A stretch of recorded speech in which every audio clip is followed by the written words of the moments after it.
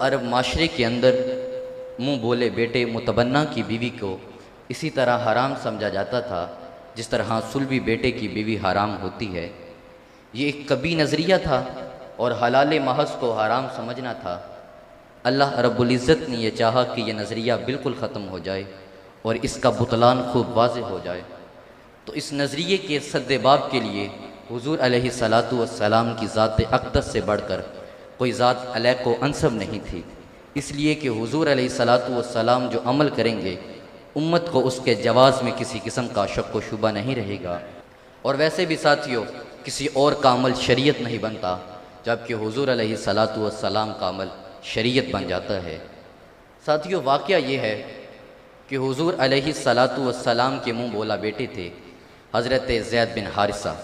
आपका निकाह हो गया हज़रत ज़ैनब बिन जहश से। हज़रत ज़ैनब चूँकि हस्ब नसब में हज़रत ज़ैद से आला थी और हज़रत ज़ैद एक आज़ाद करदा ग़ुलाम थे, ज़ौजैन के दरमियान ज़हनी हम आहंगी ना हो सकी। इसकी वजह से कशीदगी पैदा होती रही, हत्ता के नौबत तलाक़ तक पहुँच गई। हुज़ूर अलैहिस्सलातु वस्सलाम हज़रत ज़ैद को मना फरमाते रहे, मगर जो मंशा खुदाबंदी था और तकदीर इलाही थी वो होकर रहा। हज़रत ज़ैद ने हज़रत ज़ैनब को तलाक़ दे दी। फिर हुज़ूर अलैहिस्सलातु वस्सलाम ने हुक्म खुदाबंदी के साथ हज़रत ज़ैनब से निकाह फरमा लिया।